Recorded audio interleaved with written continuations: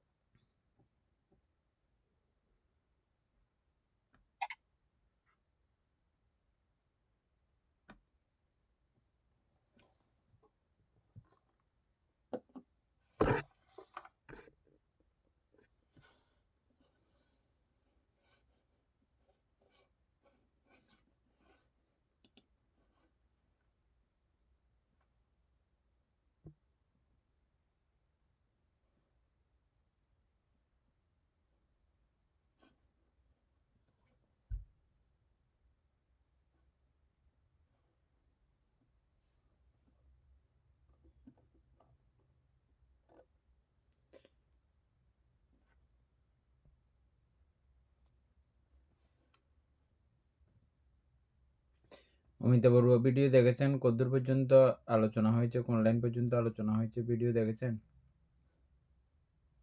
হ্যাঁ, বানতে দেখি যে নির্বাণ নির্বাণ নিয়ে আলোচনা করছিলেন। মানে কোন লাইন পর্যন্ত আলোচনা শেষ হয়েছে এটা ইয়ে আছে? এটা তো বোঝা যায় না বানতে, এটা আমরা তো ওই নির্বাণ পর্যন্ত নির্বাণ নিয়ে আলোচনা করছিলেন, ওই বিভিন্ন চৈতসিক গুলো নিয়ে নির্বাণের ইয়াতে মনে হয় অতিক্রম করা না হবে না, মনে হয় এখানে 220 পৃষ্ঠার মধ্যে ওই নির্বাণ শব্দ দ্বারা কিয়ত প্রকাশ করে বান বা বন্ধন হইতে মুক্তি, নির্বাণ মানে এগুলো নিয়ে বিশেষ করে আলোচনা হয়েছে। এরপর এগুলো তো আলোচনায় পাই নাই।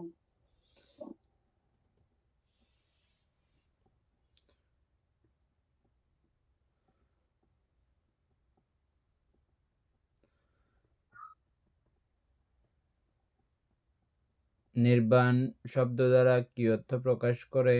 বান বা বন্ধন হইতে মুক্তি। নির্বাণ ইহা তৃষ্ণার বন্ধন। এই তৃষ্ণা সত্যগণকে কোথায় বন্ধন করিয়া রাখে? বিভাবনী বলে স্কন্দ আদি ভেদে তেভুমক ধম্মে হেতুপারিয়ায় বসেন বিনানাতো সংবানাতো বান সংখ্যাতায় তন্হায় নিকন্তা বিশ্বায়াতি কামা বসেন অতীতা। তৃষ্ণা সত্যগণকে কাম রূপ অরূপ লোকে বন্ধন করিয়া রাখে। নানাবিধ কর্ম সম্পাদন করাইতেছে এবং তাহার ফলে তাহারা এই ত্রিভূমির উপরে নিচে জন্ম মৃত্যুর মধ্যে আবদ্ধ থাকিয়া বিঘূর্ণিত হইতেছে। ঈদৃশ্য বন্ধন অতিক্রম করাই নির্বাণ।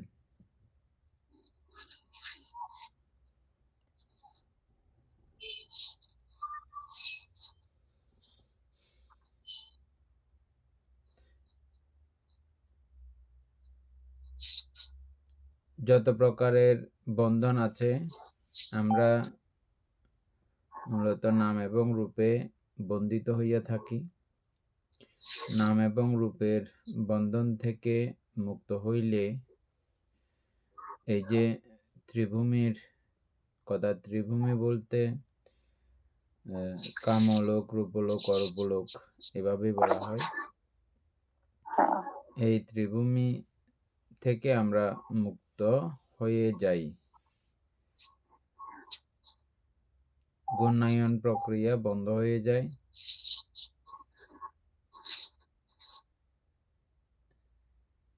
এই বন্ধন অতিক্রম করাই হচ্ছে যে নির্বাণ। এদের পর্যন্ত বোঝা গেছে না? গত ক্লাসে এদের আলোচনা হয় নাই বোধহয়।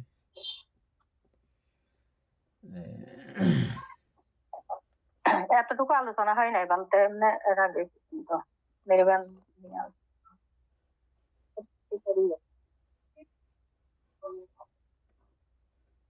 নির্বাণ শান্তি স্বভাব,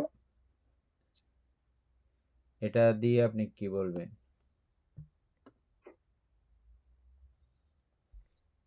মানে আমি হ্যাঁ, নির্বাণ শান্তি স্বভাব। তো নির্বাণ তো আমরা জানি, নির্বাণ মানে এখানে শান্তি, শূন্য, বন্ধন, সমস্ত বন্ধন হইতে, সমস্ত বন্ধন বলতে আমরা যেটা আমরা বলতে 89 প্রকার চিত্ত, মানে এটাকে যদি আমরা মার্গ ফল হিসাবে ভাগ করি তাহলে 121 প্রকার চিত্ত, তারপর চৈতসিক বা ধর্ম 28 প্রকার রূপ, মানে এগুলো সমস্ত বন্ধন যখন চিহ্ন করবে, যেমন দশ সংযোজন, তারপর 10 পারমী, 10 উপবাদ্য পারমী, 10 সবগুলো যখন মানে চিহ্ন করে বিপাশনার মাধ্যমে, যখন চিহ্ন করে তখন মানে সবকিছু একটা নির্বাণের একটা শান্তি, মানে যখন সবকিছু শূন্যের মধ্যে যখন চলে যাবে, সবকিছু নিস্তেজ হয়ে যাবে, তখন একটা শান্তি, মানে এটা এখানে নির্বাণ মানে নিস্তেজ হয়ে যাওয়া, এখানে আর কোনো মানে অস্তিত্ব থাকে না। তাইলে এটাকে শান্তি বলতে পারি, কোনো পুনর্জন্ম নেই। দীপেন বাবু এই নির্বাণ শান্তি স্বভাব এই সম্পর্কে আলোচনা করার জন্য প্রস্তুত থাকেন। এর মধ্যে উপাসক জ্ঞানশ্রী সিংহ নির্বাণ শান্তি স্বভাব এই সম্পর্কে কি আলোচনা করবেন আপনি?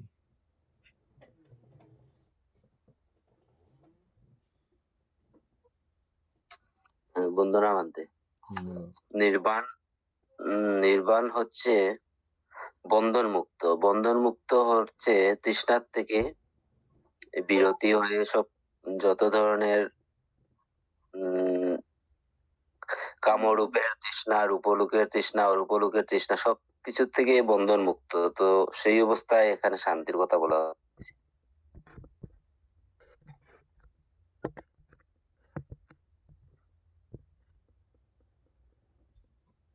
বলেন দীপেন বাবু।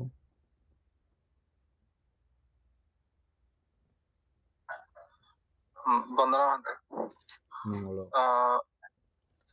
নির্বাণ শান্তির স্বভাব, আসলে শান্তি না, আসলে আমাদের মানে শান্তি কেন থাকে না, কারণ আমাদের লোভ, দেশ, মোহ, এইসব তৃষ্ণার কারণে আমরা আসলে ওই শান্তি যেটা সেটা আমরা পাই না। কিন্তু নির্বাণ যখন লাভ হয় তখন আসলে লোভ, দেশ, মোহ এগুলো কোনোটাই কাজ করে না। তো যার কারণে আমাদের মধ্যে মানে এটা, যার কারণে নির্বাণ লাভ করলে আসলে কোন ধরনের এইসব দুঃখ বা এই ধরনের বিভিন্ন অস্থিরতা, চঞ্চলতা এসব কাজ করা বন্ধ করে দেয়। তো যার কারণে নির্বাণ হচ্ছে গিয়ে শান্তির স্বভাব।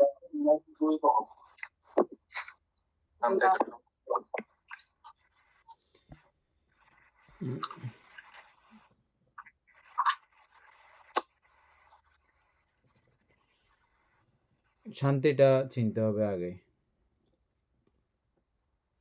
শান্তি কি জিনিস শান্তি বুঝতে হবে।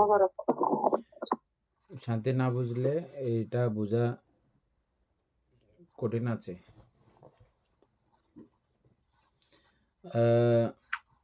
যেমন সুখ, সরাসরি সুখ বলা যায়নি, বলতে পারেনি। নির্বাণকে পরম সুখ হিসেবে আখ্যায়িত করা হয়েছে। পরম সুখ। কিন্তু আখ্যায়িত করলেও এই সুখ সম্পর্কে আবার বিভিন্ন ধরনের কথা এখানে আমরা নিচে পড়বো এখনই। শান্তি বিষয়টার সঙ্গে মোটামুটি একটা ম্যাচিং হয়, সরাসরি এটা উপমা প্রদান করা যায় বা বুঝতেও সোজা হয়। তো সেজন্য আমাদেরকে একটু আগে শান্তিটা চিনতে হবে।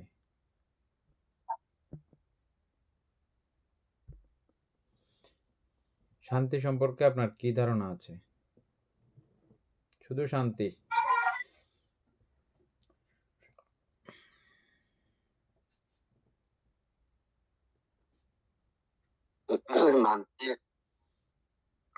মন তো চঞ্চল শুধু তৃষ্ণার প্রতি। তৃষ্ণা যখন বিচ্ছিন্ন হয় তো সেখানে সবকিছু থেকে তো বন্ধন মুক্ত হয়ে যায়, তখন অটোমেটিক্যালি মন শান্তি হয়ে যায়।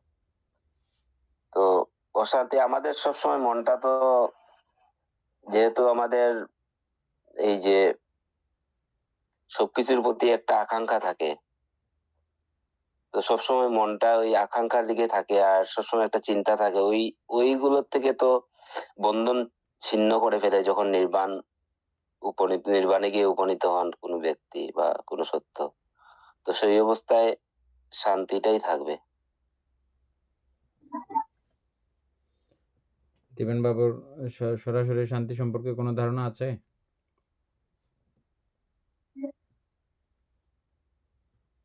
শান্তির সংজ্ঞা বলতে পারবেন? না ভান্তে, এমনি তো ভান্তে তো সংজ্ঞা তো চাই না, এরকম একটা অনুভূতি হয় যে কোনো কিছু নেই, এরকমই মনে করি ভান্তে।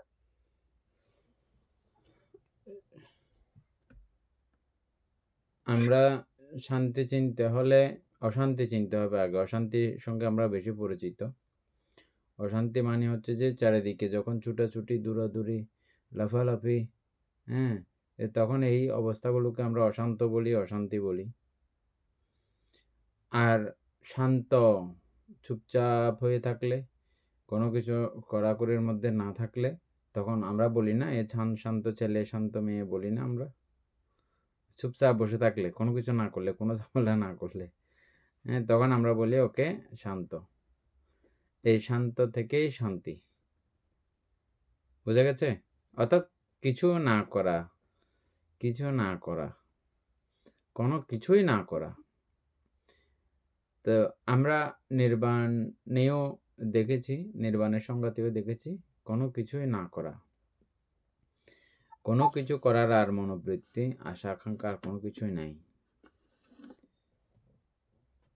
মিলে গেছে না? শান্ত মানেই হচ্ছে যে কোনো কিছু না করা, না করে থাকলেই শান্তি বলি আমরা। আর যখন চঞ্চল হয় তখন অশান্ত বলি আমরা। চঞ্চলতা করে তখন অশান্ত বলি।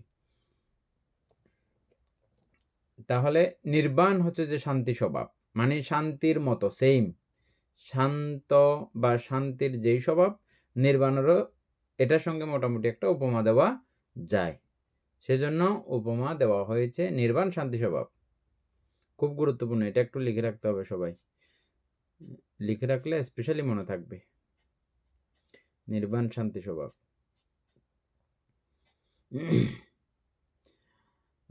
কোন কোন বিষয় থেকে শান্তি বা কোন কোন ভাবে শান্তি? একদম সর্বপ্রকারের থেকেই শান্তি।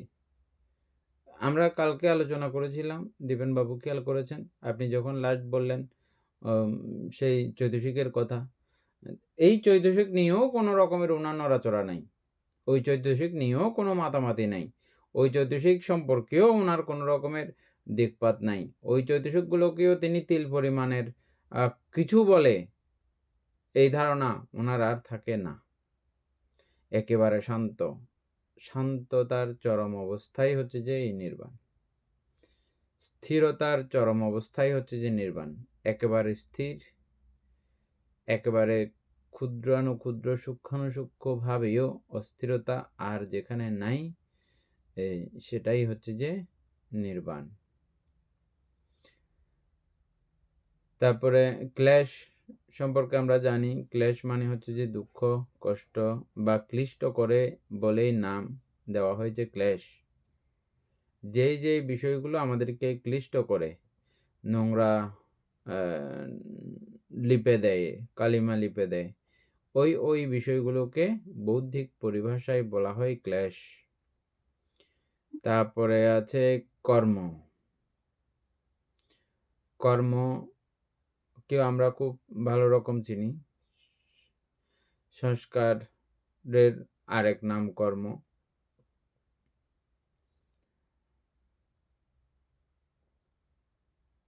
তারপরে বিপাক, ক্লেশ, কর্ম, বিপাক, এই ত্রিচক্র হইতে ক্লেশ, কর্ম, বিপাক, এগুলো মনে আছে দিবেন বাবু?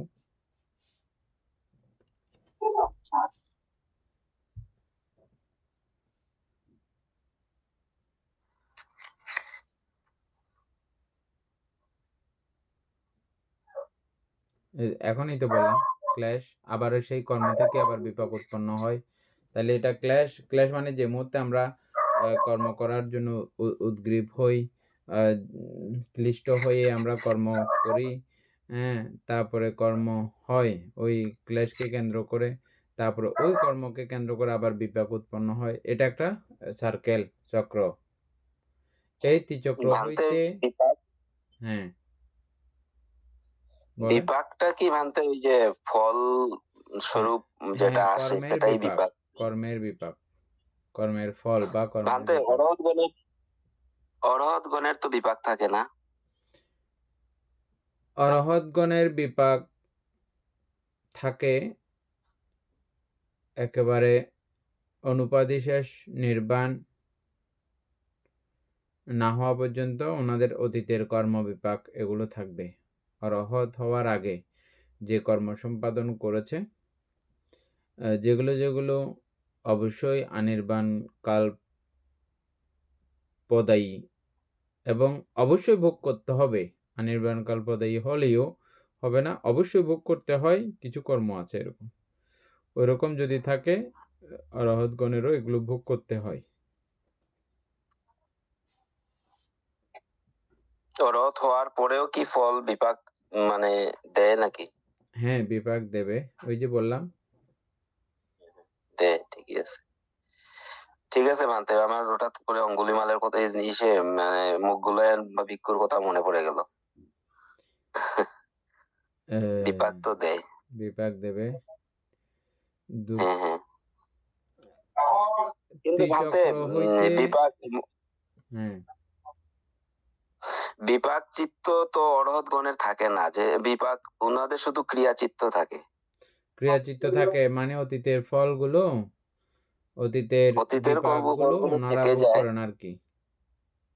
হ্যাঁ, আর যদি আর মানে আমাদের অরহৎ হওয়ার পরে হ্যাঁ যেগুলো কর্ম করেন, হ্যাঁ সেগুলোর তো বিপাক উৎপন্ন হয় না, মানে না, মানে আর হবে না, পরের এখন জন। তো ক্রিয়াচিত্ত।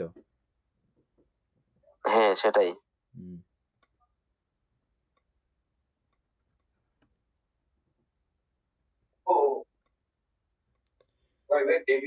ত্রিচক্র হইতে যে দুঃখ উৎপন্ন হয়, সেই দুঃখের নিরোধই হচ্ছে যে শান্তি।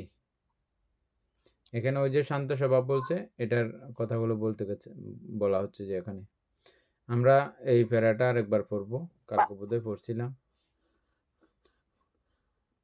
বান্তে হ্যাঁ, এখানে ওই ক্লেশ বলতে মানে যেটা আমাদের চিত্ত মানে বাধাপ্রাপ্ত হয় কোনো কিছু, যেমন এখানে আমরা 10 প্রকার ক্লেশ পড়ছিলাম বান্তে, এগুলো না, এগুলোর কারণে হ্যাঁ, মানে এই কর্ম সৃষ্টি হয়।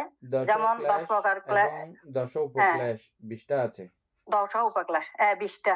হ্যাঁ, একটা হচ্ছে যে এগুলোর কারণে কর্ম সৃষ্টি হয়, আবার হ্যাঁ সেই কর্মের বান্তে, কারণে বিপাক সৃষ্টি হয়, আবার সেই বিপাককে কেন্দ্র করে আবার ক্লেশ, এভাবে এটা চাক্কা। আবার হ্যাঁ, বিপাককে কেন্দ্র করে আবার ক্লেশ তৈরি হয়। 10 প্রকার ক্লেশগুলো পড়লে বুঝে যাবেন যে হ্যাঁ, এটা আবার ঘুরে ফিরে ওই বিপাককে কেন্দ্র করে সেই ক্লেশগুলো আবার তৈরি হয়।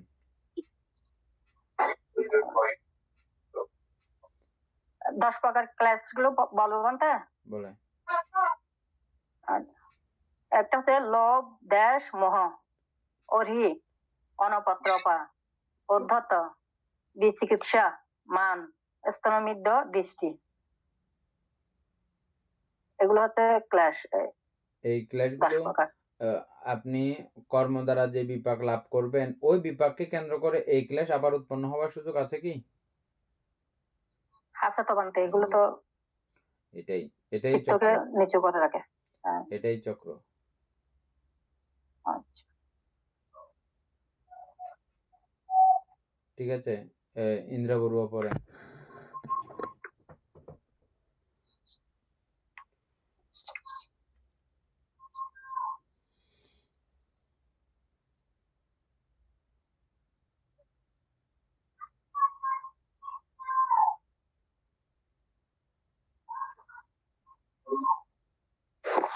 বন্দনা বানতে হবে।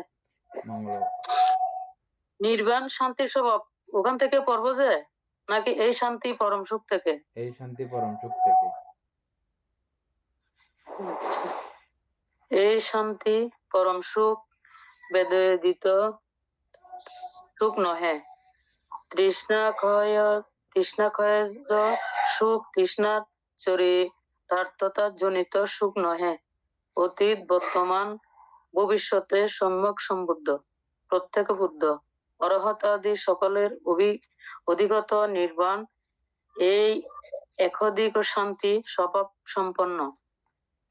তবে এই শান্ত স্বভাব নির্বাণের প্রজ্ঞাপনের উপায় স্বরূপ ইহাকে স্বউপাধিশেষ নির্বাণ ধাতু এবং অনুপাধিশেষ নির্বাণ ধাতু এই দুই প্রকারে ব্যক্ত করা হয়।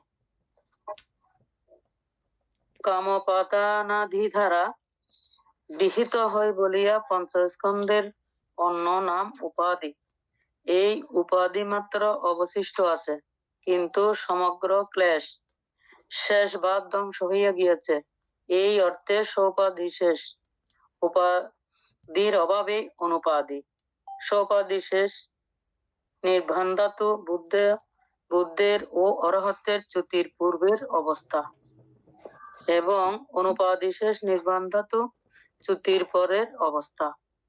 প্রথম অবস্থা ক্লেশের নির্বাণ, শেষের অবস্থা স্কন্ধেরও নির্বাণ। নির্বাণকে শূন্য বলা হয়, কারণ ইহা রাগ, দেশ, মোহ শূন্য, সর্ববিধ সংস্কার শূন্য। ইহাকে অনিমিত্ত বলা হয়, কারণ ইহা রাগাদি নিমিত্ত রহিত। ফণিদি বা তৃষ্ণা বিরহিত বলিয়া নির্বাণের অন্য নাম অপ্রনিহিত। নির্বাণ চবন রহিত বলিয়া অচ্যুত, অথবা পর্যবসান রহিত বলিয়া অনন্ত, প্রত্যাদি দ্বারা কৃত নহে বলিয়া অসংস্কৃত। ইহা উপেক্ষা উচ্চতর বা উৎকৃষ্টতর আর কিছু নাই বলিয়া নির্বাণ অনুত্তর। তৃষ্ণাকে দীপশিখার সহিত তুলনা করিয়া তৃষ্ণার নির্বাণকে নির্বাণ বলা হয়।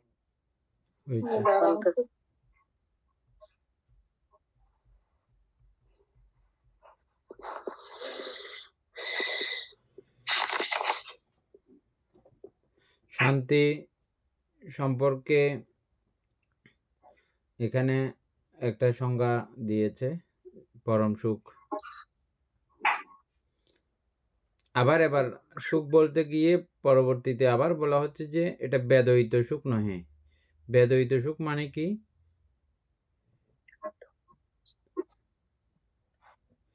এগুলো প্রত্যেকটা শব্দ বুঝতে বুঝতে নির্বাণের সম্পর্কে আপনাদের মোটামুটি এখন একটা ধারণা আছে। গত 2 ক্লাস যদি আপনারা দেখে থাকেন, সরাসরি না দেখলেও যদি ইউটিউব থেকে দেখে থাকেন, তাহলে অবশ্যই আপনাদের একটা মোটামুটি আইডিয়া হওয়ার কথা, যেহেতু পূর্বেও আপনারা ক্লাস করেছেন, সেই কারণেই বলছি।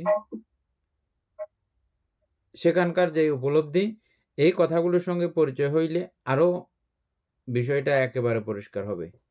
সেজন্য তাহলে দীপেন বাবু বলেন, বেদহিত সুখ বলতে এখানে কি? বেদহিত সুখ নয় বলা হচ্ছে, পরম সুখ ঠিক আছে, কিন্তু পরবর্তীতে আবার বলতেছে যে বেদহিত সুখ নহে। মনে আছে? গতবারেও আমরা আলোচনা করছিলাম বেদয়িত সুখ। তো বেদয়িত বলতে বেদনার কথা বলা হচ্ছে কি? হ্যাঁ, বেদনা স্কন্ধে এটা যে 5 প্রকার বেদনা আছে। হ্যাঁ, এই হ্যাঁ। 5 প্রকার বেদনার সঙ্গে এটা নয়। এটা 5 প্রকার বেদনা মধ্যে কোনোটাই এটা না। যদিও বা আমরা এটাকে সুখ বলেই বলতেছি, কিন্তু এটা বেদয়িত না বা ওভাবে অনুভবনীয় বেদনার দৃষ্টিকোণ থেকে অনুভবনীয় না। এটা বেদয়িত সুখ না। অমিতাভ বড়ুয়া বুঝছেন না? কি বুঝছেন বলেন তো? মানে আমরা যে ওই মানে বেদনা পড়ছিলাম, 5 প্রকার বেদনা, সুখ বেদনা, দুঃখ বেদনা, আমরা মানে পড়ছি না এগুলা, অপেক্ষা বেদনা। তো এই বলতে যে এগুলো এই ধরনের এগুলো বেদনা, এটা সুখ নয়। এই সুখটা হচ্ছে যে এখানে তো লেখা আছে তৃষ্ণা কয়, তৃষ্ণা মানে এই বেদনা, বেদনা যেগুলো দিয়ে আমাদের বেদনা উৎপন্ন হয়, এগুলো এই বেদনা জনিত মানে শান্তি নয়, সেটা বলছিলাম। অর্থাৎ আমরা যে সুখ বেদনা, দুঃখ বেদনা, অপেক্ষা বেদনা এগুলো চিনেছি, এগুলোর সুখ দুঃখ উপেক্ষা সম্পর্কে আমাদের একটা মোটামুটি এখন উপলব্ধি তো আছে পড়ার কারণে, এমনিও হ্যাঁ, আমাদের থাকে, পরে বুঝে শুনে এগুলোর নামগুলো আমরা বুঝতে পারি এবং সমনুষ্য দমনুষ্য এগুলোও চিনি। এই সমান। 5টা হ্যাঁ, অনুভূতির কোনো অনুভূতি কিন্তু এটা না। না। এটা অনুভূতিযুক্ত বেদনা, এটা নয়। সেই সুখ এটা নয়। এটা হচ্ছে যে এটাকে বলতে গিয়ে আবার একটু পরিষ্কার করতে গিয়ে বলতেছে যে তৃষ্ণাক্ষয়জ সুখ। আমাদের একটা বিষয়ের প্রতি তৃষ্ণা উৎপন্ন হয়েছে, এটা না পাওয়ার যে একটা দুঃখ কষ্ট আছে, না পাইলে একটা সমস্যা আছে। আবার যখন এটা পাইতে যাই, পাওয়ার জন্য আমরা নানাভাবে কাজ করি, কাজে জড়িয়ে পড়ি, কিন্তু আমার যখন ওই বিষয়ের প্রতি তৃষ্ণা যখন উৎপন্ন হয়ে যায়, তৃষ্ণা যখন শেষ হয়ে যায়, এই শেষ হয়ে যাওয়া তৃষ্ণা উৎপন্ন না হওয়া ওই বিষয়ের প্রতি, এখানে একটা যে এটাকে সেভাবে সুখ বলা না হলেও এখানে একটা স্বস্তি আছে, শান্তি আছে। না, আমার আর যাইতে হচ্ছে না, আমার আর ওই বিষয়ের প্রতি কোনো রকমের তৃষ্ণা নাই। এগুলো হচ্ছে তৃষ্ণা ক্ষয়জনিত সুখ।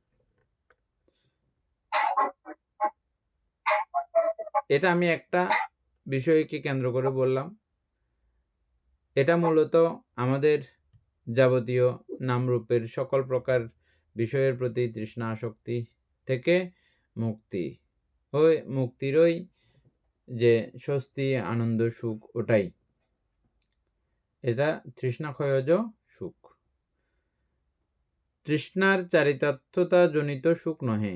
আবার তৃষ্ণা যখন আমি একটা বিষয়, আমার তৃষ্ণা উৎপন্ন হয়েছে, ওটা বরাবর আমি নিয়েছি, অর্জন করেছি, অর্জন করার মাধ্যমে একটা সুখ উৎপন্ন হয়, শান্তি উৎপন্ন, বুঝছেন এখন?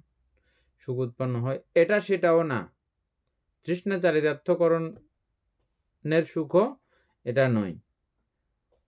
অতীত বর্তমান ভবিষ্যতে সম্যক সম্বুদ্ধ প্রত্যেক বুদ্ধ অরহত আদি সকলের অধিগত নির্বাণ এই একবিধ শান্তি স্বভাব সম্পন্ন। এক প্রকারের সম্যক সম্বুদ্ধ, পাচ্যক বুদ্ধ, অরহত সকলের নির্বাণ এই এক প্রকার, একবিধ মানে এক প্রকার শান্তি স্বভাব বিশিষ্ট।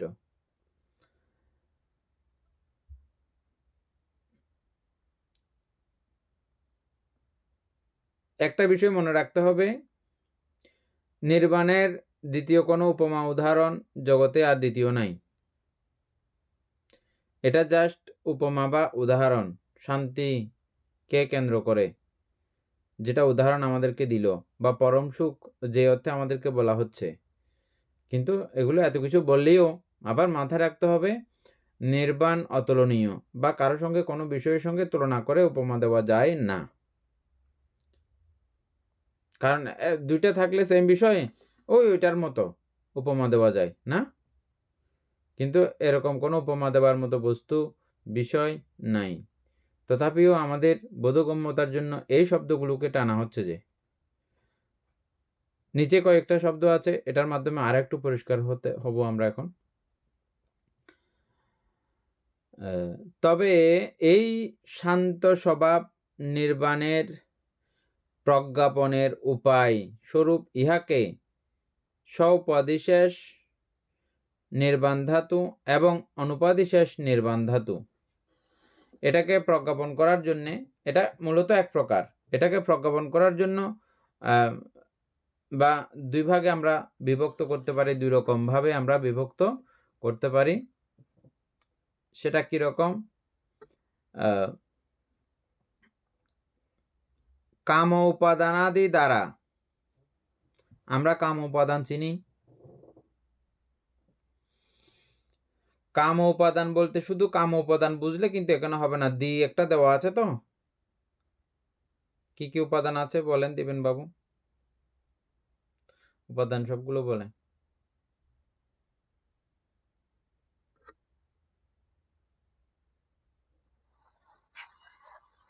ভান্তে আমার মনে নাই। বলেন অমিতা বড়ুয়া, শিল্পী বড়ুয়া আসে না এখন? ভান্তে ওইগুলো না, জন্ম দুঃখ, জরা দুঃখ, ব্যাধি দুঃখ, কামচন্দা ব্যাপদ স্তনবিদ কবিত্ব। আচ্ছা না, এগুলো না। কাম উপাদান, ভব উপাদান, অবিদ্যা উপাদান, এভাবে আচ্ছা। উপাদান মনে পড়ছে? কাম তৃষ্ণা, ভব তৃষ্ণা, বিভব তৃষ্ণা, এগুলো ভান্তে উপাদান বের করে রাখবেন, পরে এটা গ্রুপে পাঠাবেন। যাই হোক, এই উপাদান যেগুলো তৃষ্ণার পরবর্তী সাইড আর কি, হ্যাঁ, তৃষ্ণার পরবর্তী অবস্থা, এই যত প্রকারের উপাদান আছে ওই উপাদান দ্বারা গৃহীত হয় বলিয়া পঞ্চস্কন্ধের অন্য নাম উপাধি। নর্মালি পঞ্চস্কন্ধ তো পঞ্চস্কন্ধই, রূপ বেদনা সংজ্ঞা সংস্কার বিজ্ঞান, এটা নর্মালি, কিন্তু এটা উপাদান দ্বারা আবিষ্ট হয়, উপাদানের মধ্যে পতিত হয়, উপাদান নিয়ে ওর ঘুরচক্কর চলে। কার? এই পঞ্চস্কন্ধের। হয় কি, রূপ নিয়ে আমরা তৃষ্ণাগ্রস্ত হই এবং উপাদানে পৌঁছে যাই। এভাবে বেদনা সংজ্ঞা সংস্কার বিজ্ঞান নিয়েও একই কথা, বুঝছেন না?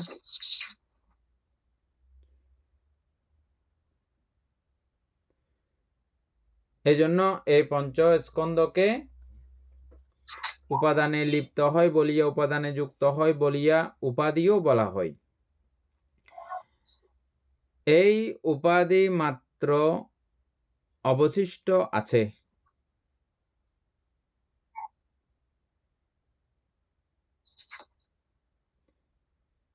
কিন্তু সমগ্র ক্লেশ শেষ বা ধ্বংস হইয়া গিয়েছে।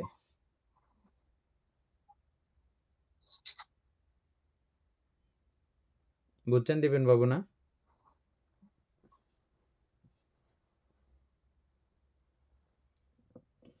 মানে আমাদের এই পঞ্চস্কন্ধ উপাদানে যুক্ত হয় বলিয়া এই পঞ্চস্কন্ধকে উপাধি নামেও ডাকা হয়। কিন্তু এখানে মূলত উপাধি ডাকা হইলেও এখান থেকে উপাধি হয়ে যে ক্লেশ উৎপন্ন হয়, সমস্ত ক্লেশের ধ্বংস। উপাধি শুধু বিদ্যমান থাকবে কিন্তু ক্লেশ থাকবে না।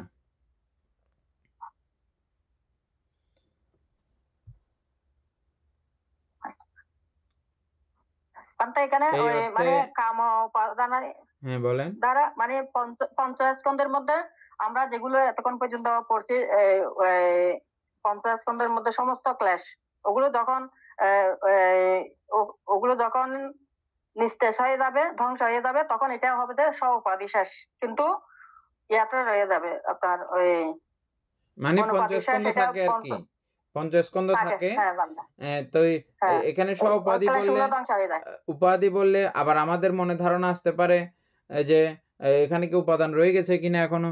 না, এটা মানে পঞ্চস্কন্ধকে উপাধিও বলা হয়। কি কারণে বলা হয়? এই পঞ্চস্কন্ধ উপাদানে লিপ্ত হয় বলে উপাধিও বলা হয়, এর আরেক নাম, পঞ্চস্কন্ধের আরেক নাম। সেই নামকে কেন্দ্র করে এই নামটা স্ব-উপাধি শেষ। বুঝছেন? মানে উপাধির সঙ্গে হ্যাঁ বান্দা, পরবর্তীতে যে ক্লেশ সহ সংযুক্ত থাকার যে বিষয়টা, ওটা আর থাকে না, শুধু উপাধি মাত্র থাকে না। থাকে।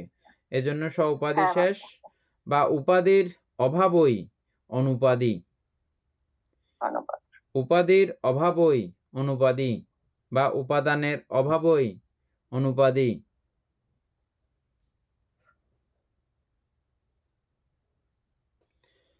স্বপদিশেষ নির্বাণ ধাতু বুদ্ধের ও অরহৎ গণের চ্যুতির পূর্বের অবস্থা।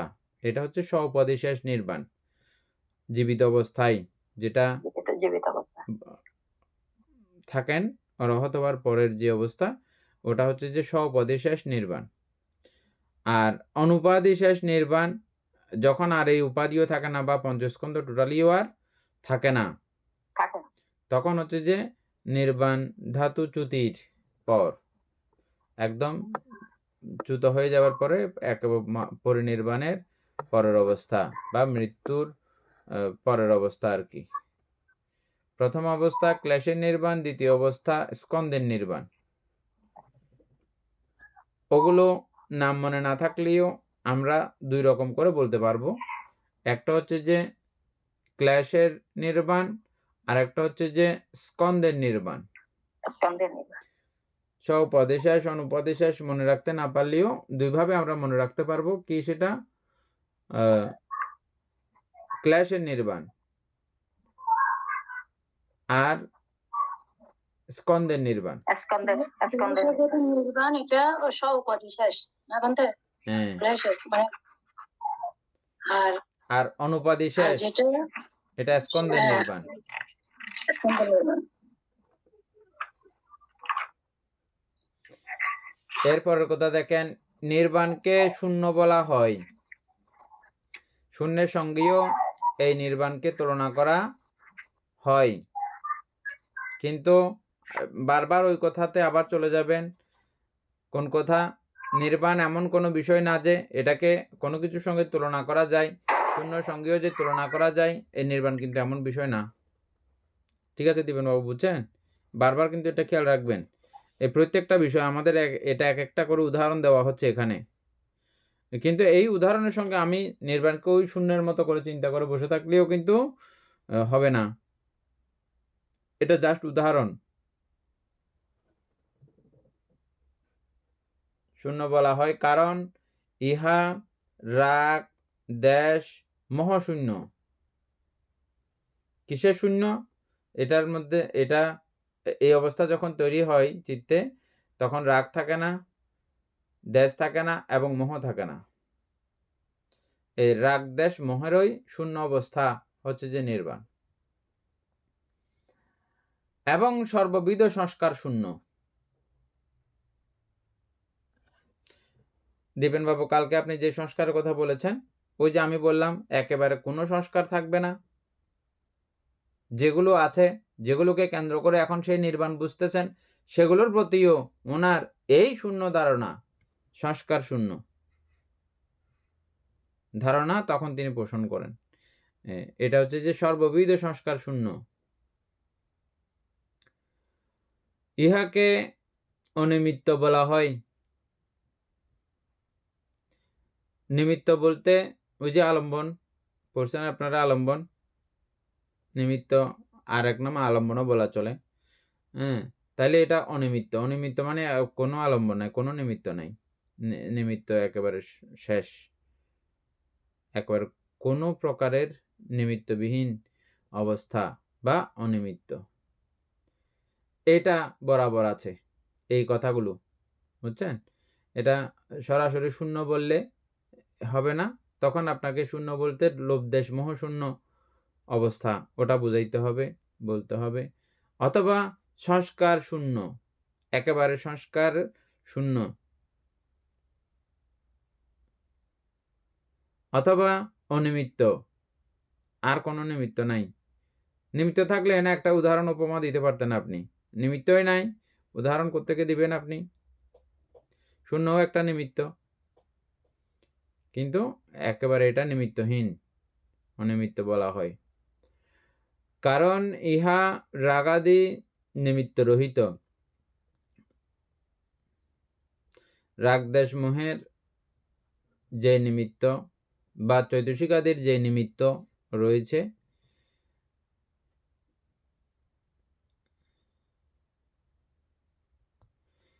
রাগদেশাদি বলতে এখানে শুধু এই তিনটাকে না, সব চৈতসিককেই বুঝতে হবে। রাগাদি নিমিত্ত রহিত, আর বন্ধ হয়ে গেছে এগুলো।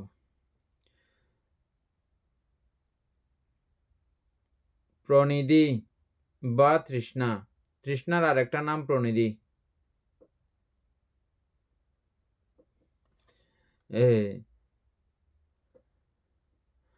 প্রনিধি সম্পর্কে বুঝেন তো দীপেন বাবু না? নিধি, নিধি তো বুঝেন? নিধি নিধি না ভান্তে, সম্পত্তি বা সম্পদ, গুপ্ত নিধি, গুপ্তধন, এই জাতীয় শোনেন নাই? ও ভান্তে সেটা তো দন্তে নরস্বীকার হয় ওইটার ক্ষেত্রে। সেটার এটা তেমন কোনো ব্যাপার না। আমাদের নিধির প্রতি যে একটা আচ্ছা। ক্ষুপ্ত গুপ্ত একটা আকর্ষণ আছে, বুঝছেন? বুঝছেন এখন? ওই কথা থেকে এটা প্রনিধি, মানে এটা ওই দারুণভাবে আসক্তি আকর্ষণের কথা বোঝানো হচ্ছে, প্রনিধি।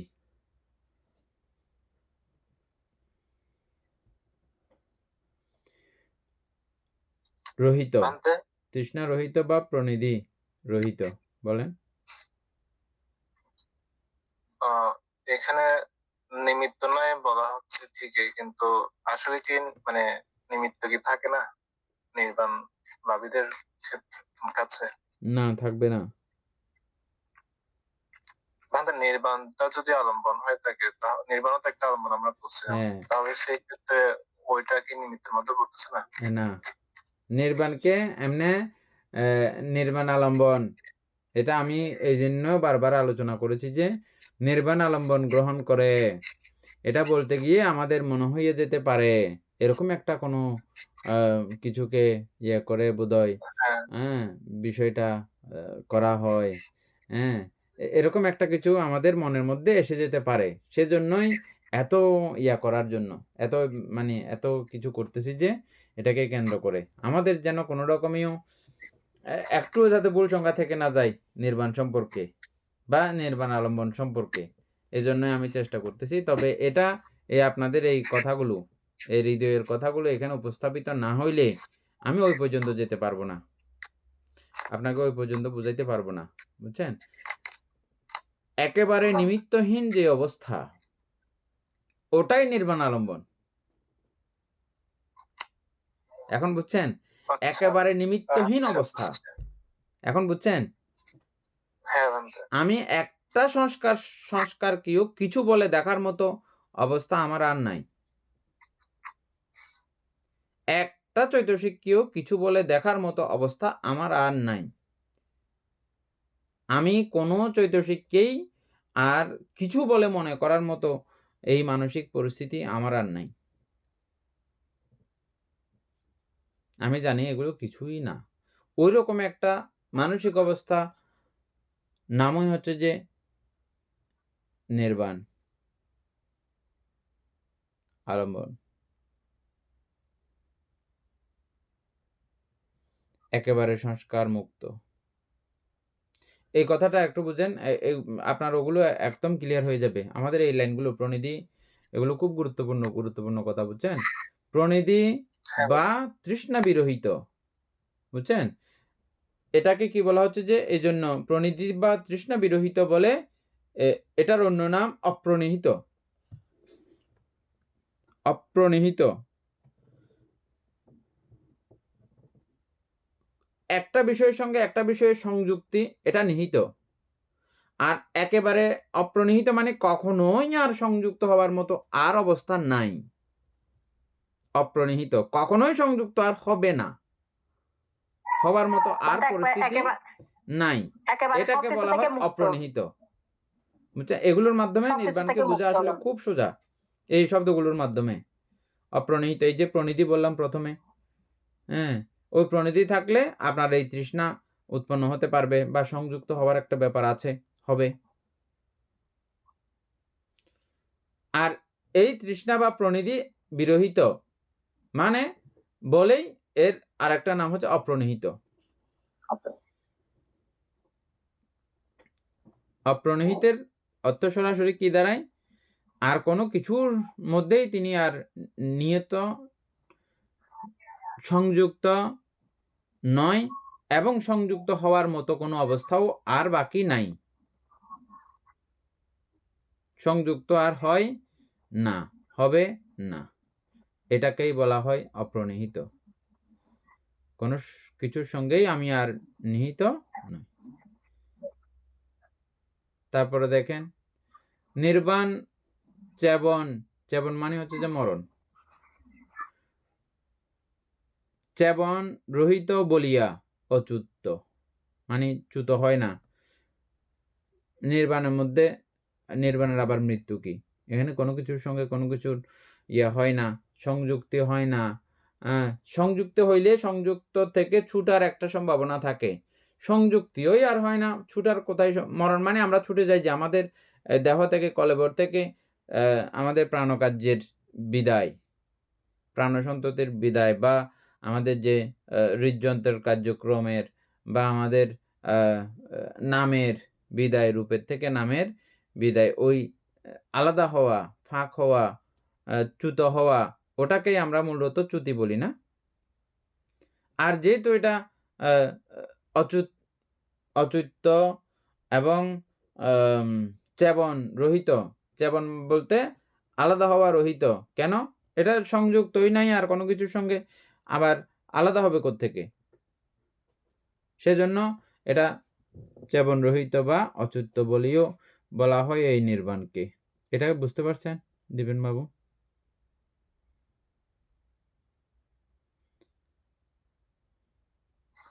অর্থাৎ রূপের সঙ্গে নামের সংযোগ, আমাদের এখন বর্তমান যে অবস্থায় আমরা আছি, এটার নামের সঙ্গে রূপের সংযোগ না। রূপের থেকে নাম আলাদা হয়ে গেলে এটা আমরা চ্যুতি বলি। কি, কার থেকে কার চ্যুতি? রূপের থেকে এই নামের চ্যুতি। এটাকে আমরা মৃত্যু বলেও জানি, মরণ বলি, চ্যুতি বলি না, বলি না? তো এখানে আমরা নির্বাণে দেখলাম যে ওরকম কোনো বিষয়ের সঙ্গে তার সংযুক্তি আর নাই। সংযুক্তি না থাকলে মৃত্যু কোত্থেকে থাকবে? চ্যুতি কোত্থেকে থাকবে?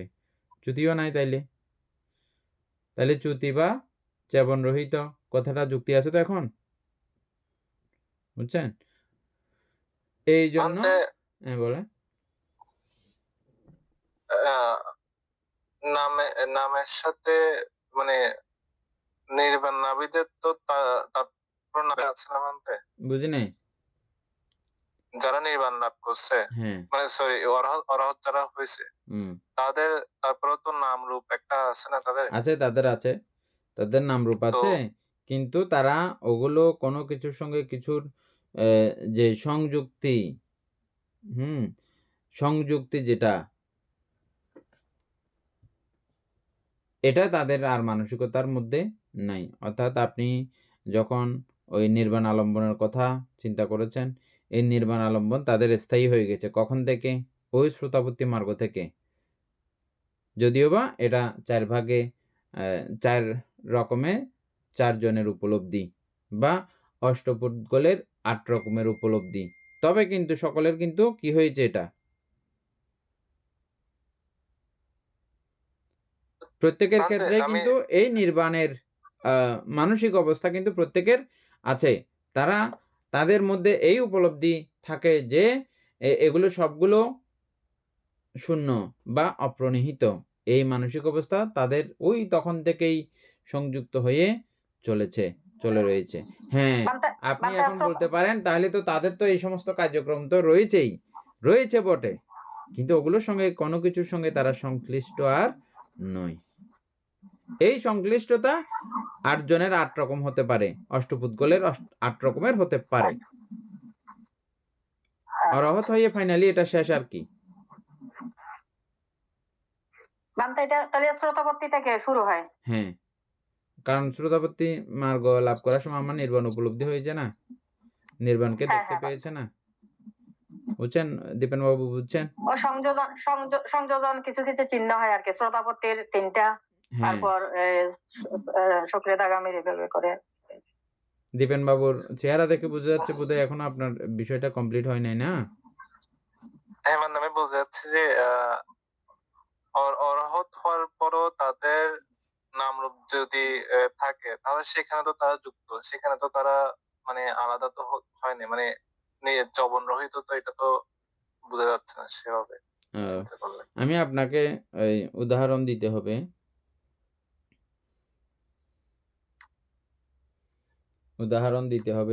বলতে কাঁচরা কিছু একটা খুব খারাপ একটা বিষয় আমি আমার হাতে নিয়েছি, এটা কতক্ষণে ধৌত করব, কতক্ষণে এটা আমি ফেলে দেব, এই চিন্তাই আমার থেকে সবসময় বড় থাকে। এটা অত্যন্ত ঘৃণিত, দুর্গন্ধ, এরকম যদি কোনো বিষয় যদি আমার হাতের মধ্যে থাকে, তা এটার সঙ্গে কি আমি সংযুক্ত থাকি? আমার হাতে লেগে আছে বটে, আমি এটাকে মানসিকভাবে গ্রহণ করতেছি? কতক্ষণে ফেলে দেবো এই চিন্তায় ব্যস্ত। বুঝা গেছে এখন? ঠিক অরহৎগণের কাছেও এই যাবতীয় সংস্কারগুলো আছে ওই রকম। বুঝছেন? আমরা যখন পায়খানা প্রস্রাবাদি করি আমাদের হাতে মল লিপ্ত হয়, এটা কতক্ষণে দৌত করব, কতক্ষণে আরো ভালো করে সাবান দিয়ে গন্ধমুক্ত করব, এই চিন্তায় আমাদের ব্যস্ত থাকি আমরা এটাকে কখনোই গ্রহণ করে আদর করে যত্ন করি না। ঠিক যাবতীয় সংস্কার রাশি, নাম এবং রূপ অরহতদের কাছে ঠিক এরকম। এটা কতক্ষণে ফেলে দেবেন এই চিন্তা। কিন্তু এটা আমার কাছে আছে এখন, হ্যাঁ এটা আছে, এটাকে এখনই ঝেড়ে ফেলে দেব এমনটাও না। এটা মানে ওই রকম আত্মঘাতীমূলক কার্যক্রম ওনারা করেন না, যেহেতু ওনারা শান্ত চঞ্চল নয়। যখন সময় হবে তখন এটা চলে যাবে, সেটা এক বিষয়। আর দ্বিতীয় বিষয় হচ্ছে যে অরহৎগণ এক পুরুষই কার্যক্রম করেন না, যা শিখেছেন তা কোনো না কোনোভাবে সরাসরি দেশনার মাধ্যমে না হইলেও তাদের আচার আচরণ, তাদের ইন্দ্রিয় সংযমতা মধ্য দিয়েও এটা এক প্রকারের একটা প্রচার ব্যবস্থা। এটা বুদ্ধ ভিক্ষু সংঘকে ধর্ম প্রচার করার সময় এটা বলেছেন, মানে হে ভিক্ষুগণ তোমরা এক পুরুষই হইও না। এক পুরুষে মানে তুমি নিজে লাভ করেছো, আর কাউকেই এটা লাভ করার মতো কোনো রকমের উপায়ন্ত কিছু রাখবে না, এরকম যেন না হয়। তুমি শিখেছো, তুমি জেনেছো, তুমি অরহৎ ফলে প্রতিষ্ঠিত হয়েছ, তুমি সরাসরি এটা মুখে বলে প্রকাশ করতে না পারলেও তোমার চাল চলন, কথাবার্তা, অঙ্গভঙ্গি, আচার প্রকার এগুলো দেখিও যেন মানুষে কি করতে পারে, বুঝতে পারে। এটাও কিন্তু একটা প্রচার।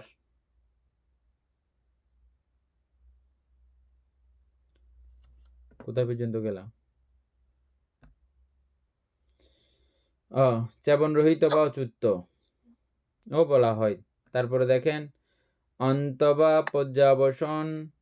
পর্যাবসান রহিত বলিয়া অনন্ত, নির্বাণকে অনন্ত বলা হয়। অনন্ত মানে কি? অনন্ত মানে এটার মানে একেবারে শেষ দেখা যাচ্ছে না বা শেষ নাই। এটা শুরু থাকলে না শেষ থাকতো? এটা শুরুই নাই আবার শেষ করতে হবে? নির্বাণের শুরু আছে নাকি? নির্বাণের শুরু নাই, শেষ কোথায় থাকবে? সেজন্য অনন্ত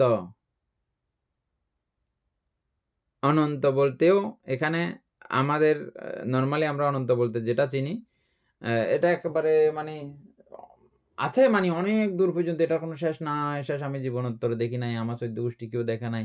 ওরকম বিষয়কে আমরা আমাদের অনন্ত বলে মনে করি। তবে এখানে একটু সেটা ভিন্নতা ইয়ে করতে হবে। এটা থেকে শুরু হয়েছে, হ্যাঁ? ওই এটার আর শেষ দেখা যায় না। কিন্তু শুরু হয়েছে বললে এটার অন্ত, এখানে কিন্তু অন্ত আছে। মানে এটা এখানে শুরু হয়েছে যেহেতু এখান এই দিক থেকে চিন্তা করলে এটা এখানে শেষ না, এটা অন্ত। এখন বলা হচ্ছে যে অনন্ত। এটার শুরুর কোনো জায়গা নাই, শেষেরও কোনো জায়গা নাই। অনন্ত। বুঝা গেছে দিবেন বাবু? মানে শুরু তো তখনই হচ্ছে যখন আমি মার্গ লাভ করছি, তখন। তার আগে তো শুরু হচ্ছে। এটা তো আমার চিত্তে উপলব্ধি হয়েছে। কিন্তু ওই নির্বাণের ইয়েটা কোথায়? আচ্ছা নির্বাণের আচ্ছা, শুরুটা? নির্বাণ। এটা তো আমি উপলব্ধি হ্যাঁ, করেছি আরকি তখন বিষয়টাকে। হ্যাঁ? আচ্ছা। নির্বাণকে ওরকম করে অন্ত বা শুরু এরকম করে বলা যায় না। নির্বাণ আছে। নির্বাণ আমি দেখতেছি না, আমার উপলব্ধি হয়েছে না, হয় নাই। কিন্তু নির্বাণ তো আছে। নির্বাণ চিরকালীন অনন্ত।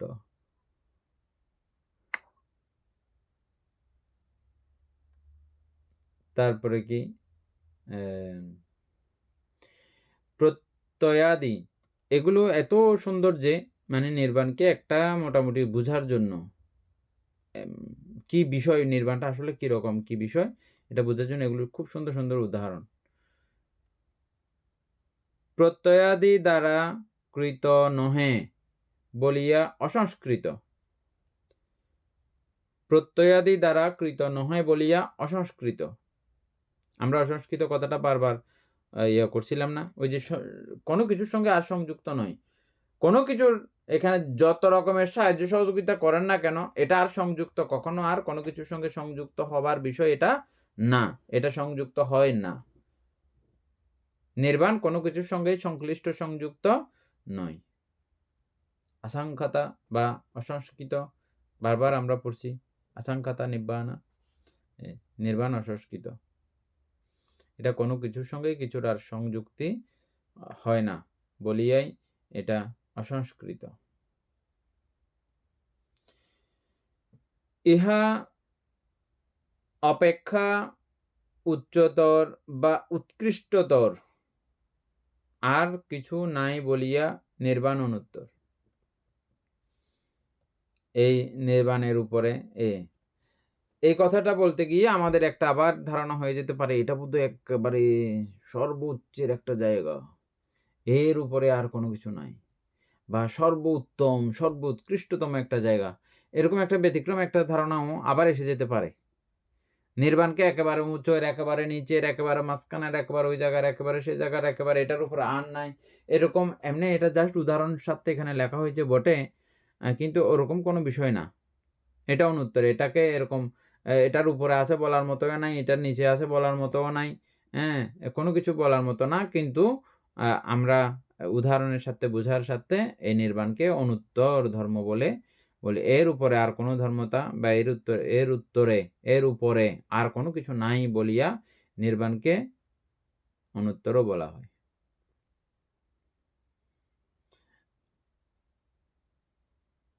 এই কারণে অনুত্তর বলা হয়। আমরা কামলোকের মধ্যে এটার পরে এটা, এটার থেকে এটা উত্তর, এটার থেকে এটা উত্তর, এটার থেকে এটা উত্তর, উত্তর মানে শ্রেষ্ঠ আর কি। ব্রহ্মলোকে মধ্যে এটা থেকে এটা উত্তর, এটা থেকে এটা উত্তর, এটার থেকে এটা উত্তর, এভাবে জেনেছি। অর্ব বছর ব্রহ্মলোকেও সেম ভাবে জেনেছি। কিন্তু এই নির্বাণের উত্তর বা নির্বাণের থেকে শ্রেষ্ঠতর আর কোনো কিছু আর নাই। আমি দুই দিক থেকেই বলছি, আপনারা খেয়াল করবেন কোনো কিছু নিয়েই যেন আপনাদের মানে আবার বিভ্রাট লেগে না যায়, সেজন্য বুঝছেন। অনুত্তর বলতেও এরকম একটা খটকা লেগে যাবার সম্ভাবনা আছে, কিন্তু এই আলোচনাগুলোর মাধ্যমে আপনাদের সেগুলো থাকবে না।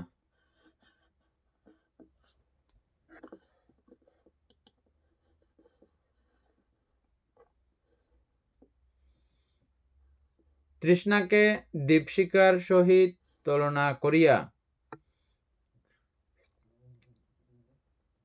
এটা খুব সুন্দর উদাহরণ। এটা আমাদের গুরুভান্তেরা প্রায় সময় বলেন, আপনারাও খেয়াল করবেন।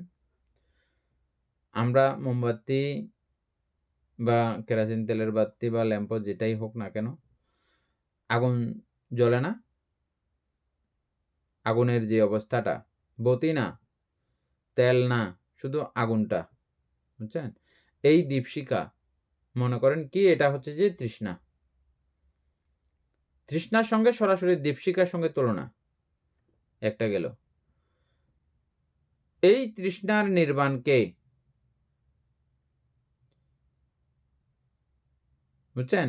ওখানে যেমন দীপশিখা নির্বাণ হইলে দীপশিখা কোথায় গেছে আর খুঁজে বের করা কোনো বাপদাদা চৈদ্য গোষ্ঠীর পক্ষে সম্ভব। ওই দীপশিখা কোথায় গেছে, বুঝছেন? ঠিক এখনো এখানে এই তৃষ্ণার নির্বাণকে বা এই তৃষ্ণা একেবারে ওইরকম করে নিভে যাওয়া, মোমবাতির আগুন যেরকম নিভে যাওয়ার পরে কোথায় গেছে আর কোনো রকমের ইয়াত্তাফাত্তা নাই, ঠিক এভাবে তৃষ্ণাও যদি কখনো একেবারে নিঃশেষ হয়ে যায়, কোথায় গেছে এটা আর খুঁজে পাবার কোনো কিছু আর নাই, একেবারে নিভে গেছে, একেবারে নিঃশেষ হয়ে গেছে, এরকম অবস্থা যদি হয়, হলে ওটাকে বলা হয় নির্বাণ। এটা তৃষ্ণার নির্বাণ, বুঝছেন? ওটা হচ্ছে যে বাতির আগুনের নির্বাণ, আর এটা হচ্ছে তৃষ্ণা নির্বাণ। এটা খুব সুন্দর উদাহরণ। হ্যাঁ, এটা আমাদের গুরুভান্তরা প্রায়ই ব্যবহার করেন, মানুষের পক্ষে বুঝতে খুব সোজা হয়। আর এই তৃষ্ণা নির্বাণের সঙ্গে সঙ্গে আমাদের এই নামরূপের সঙ্গে যে সংশ্লিষ্টতা, এগুলো তৃষ্ণাকে কেন্দ্র করে নামরূপকে আমরা আঁকড়ে ধরি, যে যেহেতু তৃষ্ণা নাই আর নামরূপেরও কোনো কিছু আর নাই, আর সেখানে সত্য আত্মা আর কোনো কিছুই আর জন্ম তথা কোনো কিছুই আর নাই।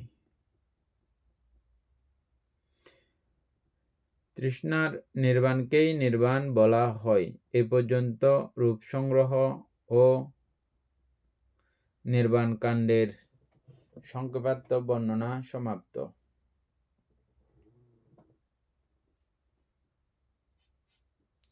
আজকে এ পর্যন্ত থাকুক না। গাথা কি? গাথা এটা পরের ইয়ার গাথা, সমুচ্চয় সংগ্রহের গাথা। এটা বান্ত সপ্তম পরিচ্ছেদে। হ্যাঁ। সদ্ধর্মপ্রাণ প্রিয় উপাসক উপাসিকা বৃন্দ, এতক্ষণ যাবৎ আমরা অভিধর্ম অর্থ সংগ্রহ চর্চা করেছি। এতে আমাদের অপ্রমেয় পুণ্য সাধিত হয়েছে। এই পুণ্য রাশি অনন্ত চক্রবাসী সত্যগণকে দান করছি, গুরুভান্তেদেরকে দান করছি, মাতা পিতাগণকে দান করছি, এবং এই পুণ্যের কাছে আমরা প্রত্যেকেই প্রার্থনা করব নির্বাণ লাভ অবধি অসৎ ব্যক্তি, মূর্খ ব্যক্তি, পাপমিত্রের সংসর্গ লাভ না করে সদা সর্বদা জ্ঞানদর্শী কল্যাণ মিত্রের সান্নিধ্য সংসর্গ লাভ করতে সক্ষম হয়। এই রূপ সাধু কামনা পোষণ করে আজকের মতো ক্লাস এখানেই সমাপ্ত করছি। সাধু সাধু।